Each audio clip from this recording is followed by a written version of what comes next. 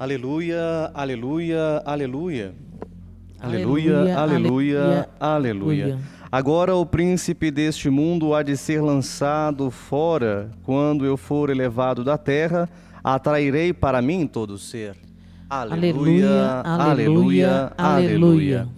O Senhor esteja convosco. Ele está no meio de nós. Proclamação do Evangelho de Jesus Cristo segundo Lucas. Glória a vós, Senhor. Naquele tempo, Jesus estava expulsando um demônio. Mas alguns disseram, é por Beelzebu, o príncipe dos demônios, que ele expulsa os demônios. Outros, para tentar Jesus, pediam-lhe um sinal do céu. Mas, conhecendo os seus pensamentos, Jesus lhes disse: todo reino dividido contra si mesmo será destruído. E cairá uma casa por cima da outra. Ora, se até Satanás está dividido contra si mesmo, como poderá sobreviver o seu reino? Vós dizeis que é por Beelzebu que eu expulso os demônios. Se é por meio de Beelzebu que eu expulso os demônios, vossos filhos os expulsam por meio de quem? Por isso eles mesmos serão vossos juízes. Mas se é pelo dedo de Deus que eu expulso os demônios, então chegou para vós o reino de Deus. Quando um homem forte e bem armado guarda a própria casa, seus bens estão seguros. Mas quando chega um homem mais forte do que ele, vence-o, arranca-lhe a armadura no qual ele confiava e reparte o que roubou. Quem não está comigo está contra mim. E quem não recolhe comigo, dispersa. Quando o espírito mau sai de um homem, fica vagando em lugares desertos à procura de repouso. Não encontrando, ele diz: vou voltar para minha casa de onde saí. Quando ele chega, encontra a casa varrida e arrumada.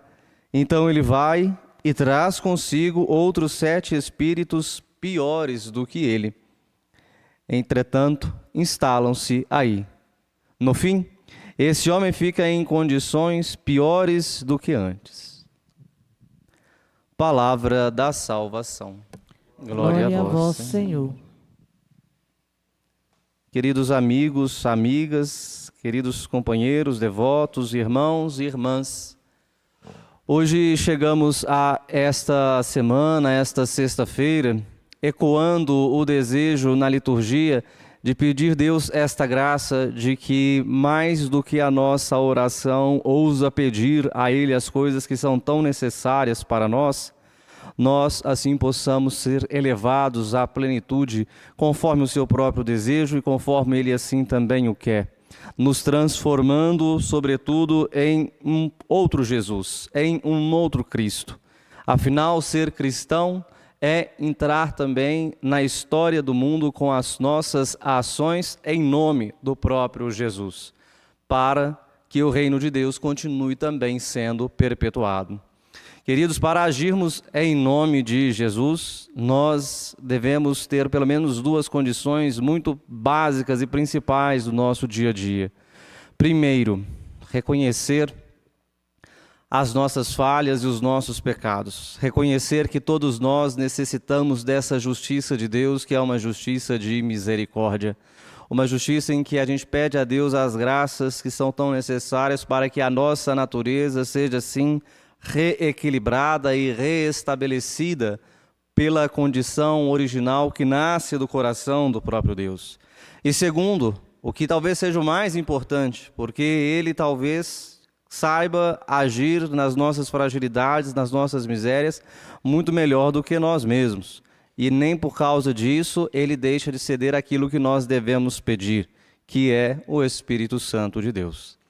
Essas são as 2 preces fundamentais que ao longo desta semana a Igreja nos convidou a fazermos ao longo dos nossos dias, para que, restaurados pelo Espírito e também vivendo no Espírito, cada um de nós pudéssemos assim fazermos um caminho espiritual para agirmos em nome do próprio Senhor.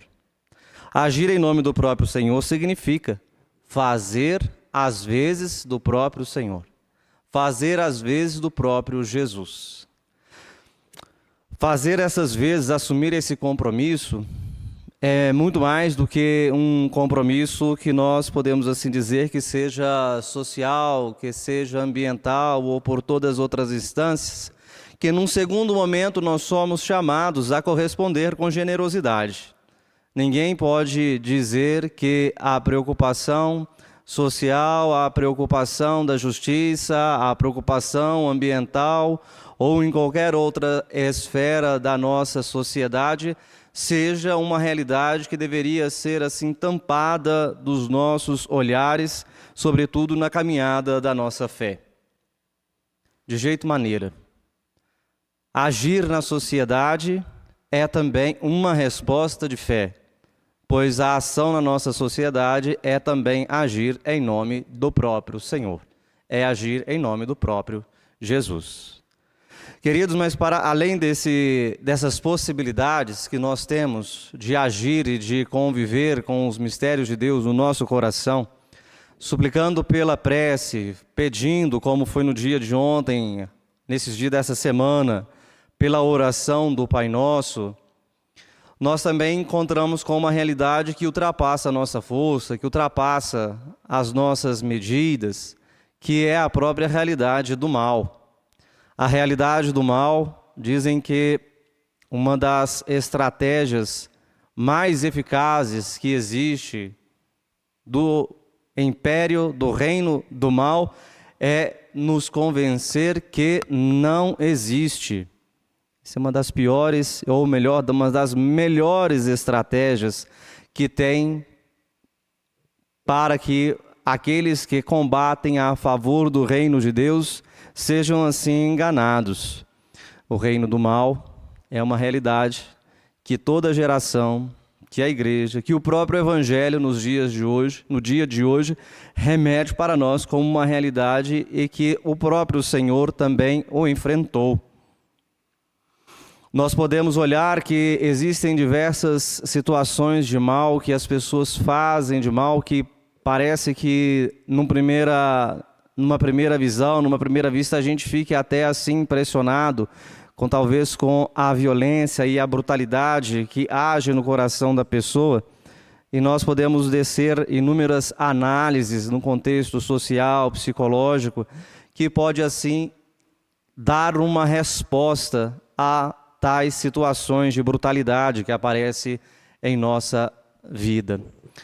Mas também não podemos deixar de reconhecer que existe esta realidade do mal também que instiga o ser humano também a praticar.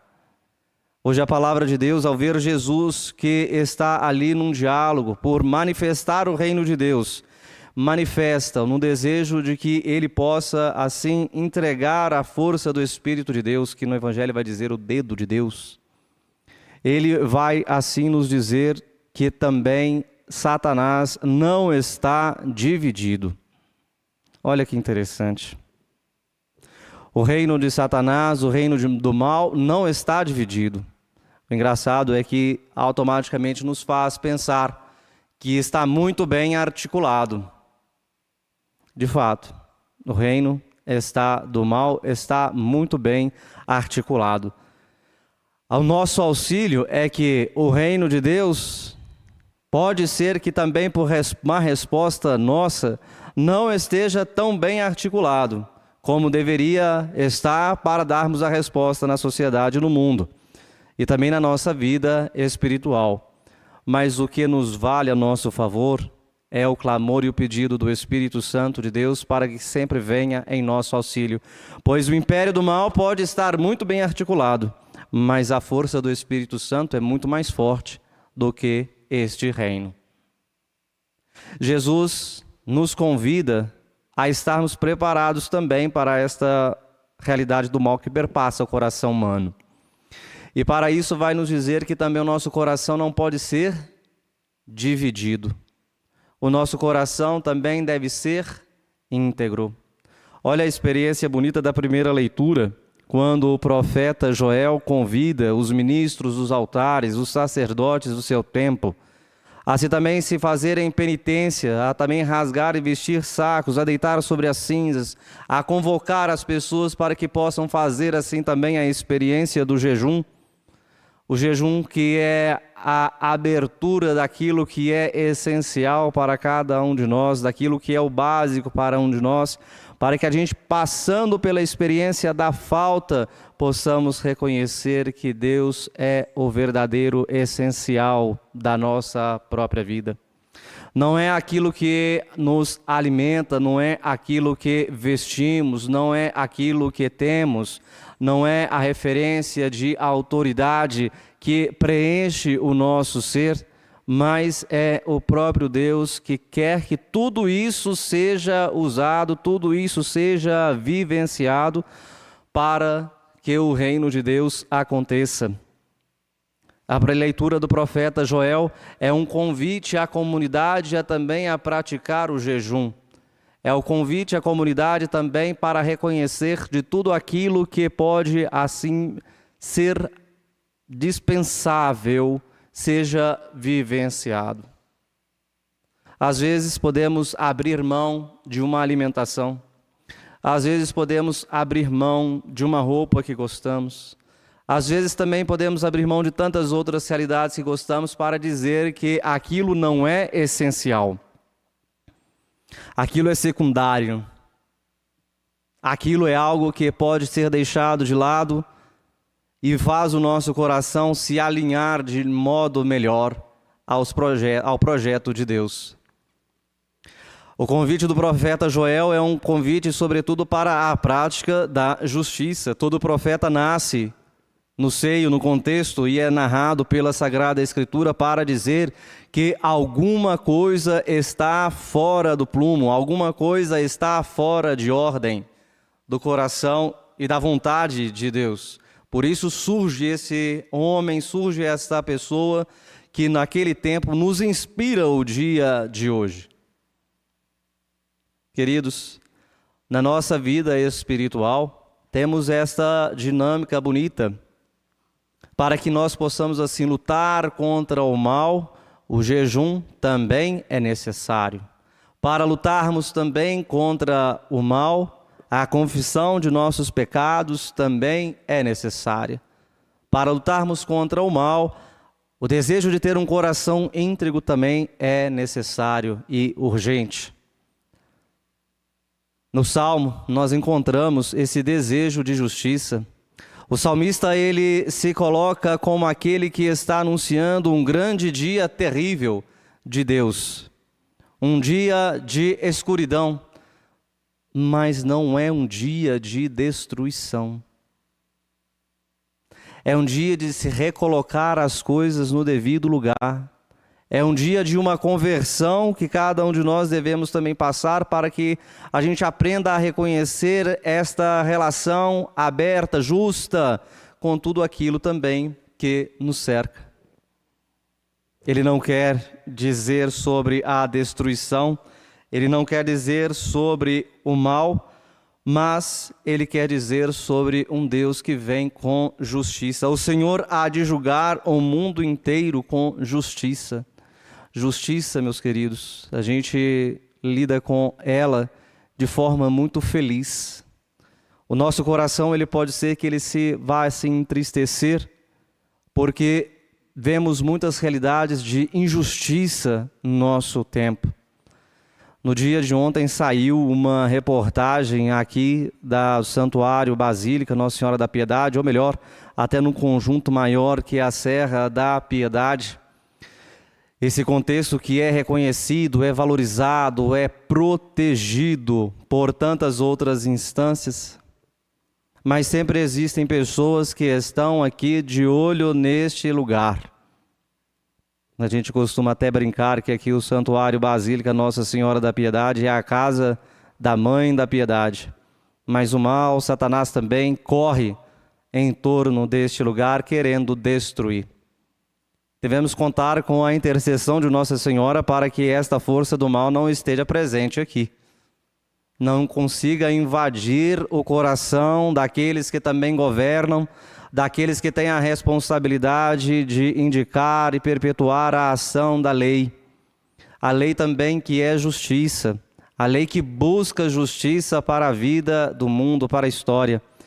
Essa reportagem, no dia de ontem, queria, sobretudo, propor o destombamento de todo esse monumento para que a atividade minerária pudesse, assim, adentrar dentro de todo este território.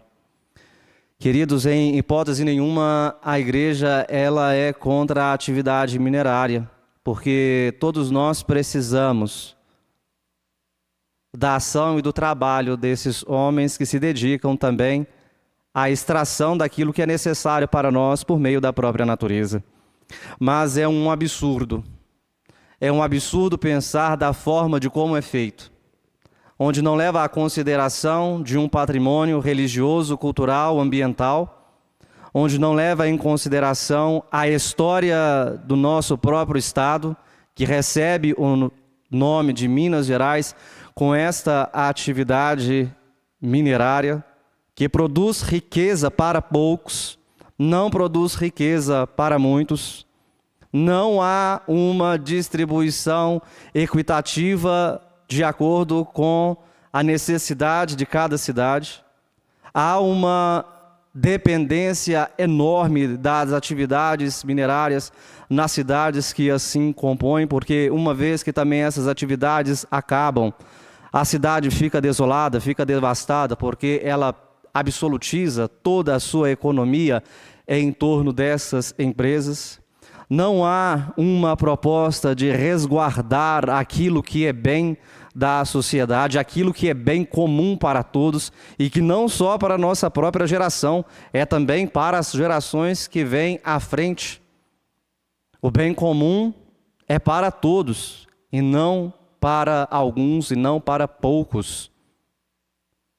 Esta realidade do destombamento, de um projeto de destombamento da Serra da Piedade é gravíssima.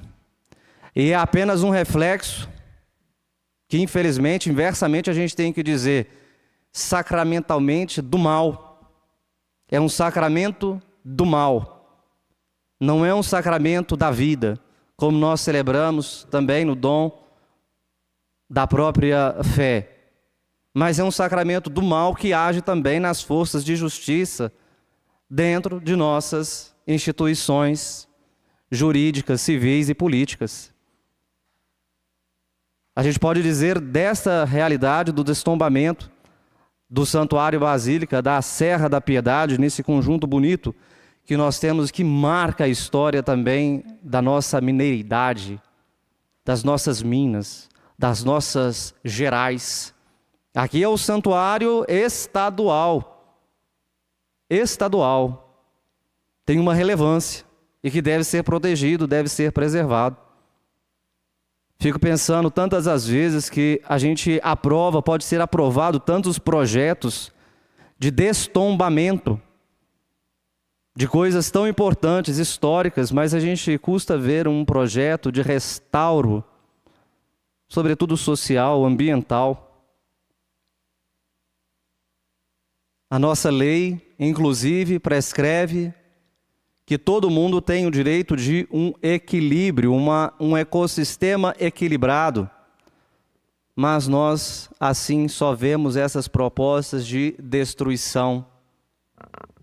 A gente vê pessoas que têm a possibilidade, força, instrumento para acabar com uma serra inteira, como a gente vê aqui em tantos lugares ao longo de nossa região, seja Brumadinho, seja aqui mesmo, ao lado, embora não pertença ao conjunto da reserva protegida, da proteção aqui natural do santuário, mas tão próximo aqui de nós. Não entro nesse mérito, já está resolvido. Mas a gente custa ver uma mobilização desses mesmos que estão à frente dos políticos para restaurar tantos outros ecossistemas. Para utilizar, assim, de uma forma justa, honesta, porque também no dia de hoje é uma realidade que devemos, assim, prestarmos atenção, que ela grita, é uma realidade que grita para cada um de nós. Queridos, às vezes isso é diabólico. Às vezes, no fundo, nós devemos olhar esta realidade de uma intuição, uma tentação, um desejo de estar contra aquilo que é do bem comum para todos. A gente reconhece isso também como uma tentação do mal, uma realidade diabólica. Como que a gente, assim, sendo capaz de contemplar tanta beleza, contemplar tanta coisa boa, o nosso coração ainda é ferido, chagado pela força do pecado, e ferido, chagado pela coisa do pecado, nós assim entramos nesta lógica perversa que destrói, tira a harmonia, tira uma boa relação da justiça, como nós estamos meditando nessa palavra no dia de hoje. O Senhor vem com justiça para nos ensinar de novo a nos relacionar. Vem com justiça para colocar as tantas realidades que nos cercam, que não é, às vezes, o essencial, é supérfluo, a colocar no lugar certo. O jejum que o profeta convida na primeira leitura é o jejum para a gente reconhecer exatamente sobre isso, o que é essencial, o que é supérfluo na nossa vida. Esse jejum nos ajuda a reconhecer a medida justa de como o nosso coração pode assim corresponder à realidade que vivemos para agirmos conforme a pessoa de Jesus, sustentado pela força do seu Espírito Santo. Essa palavra de Deus nos ajuda a compreender que devemos sempre cuidar de nosso coração para que ele seja íntegro. Na Sagrada Escritura, inclusive, utiliza uma expressão bonita, uma expressão hebraica, chamada Lev Shalem, que é o coração íntegro, um coração íntegro. Meus queridos, sabemos que as nossas ações é para manifestar o reino de Deus, é para manifestar também a força do Espírito Santo, quando nos decidimos então nos colocarmos em nome do próprio Jesus. Sabemos que Deus, perdoando as nossas faltas e os nossos pecados, pela graça desse mesmo Espírito, Ele vem unificar os nossos corações, para darmos uma resposta aberta, plausível e também digna de promover a vida em abundância. Peçamos a Deus por esta Eucaristia, que o nosso coração alcance essa graça tão importante de termos um coração íntegro, de pedir perdão a Deus pelos nossos pecados, suplicarmos a Ele o seu Santo Espírito, para assim agirmos com justiça em nossa história e no final de nossa própria vida e no final da nossa própria peregrinação terrestre, sejamos todos nós dignos de sermos acolhidos na plenitude do reino de Deus, ao lado da bem-aventurada Virgem Maria e ao lado de todos os santos e santas de Deus. Louvado seja nosso Senhor Jesus Cristo. Seja louvado. Humildemente, elevemos a Deus nossos pedidos e nossas preces. Peçamos a Ele que vençamos toda a realidade do mal e o nosso coração, buscando a inteireza, possa assim desdobrar-se em práticas de justiça.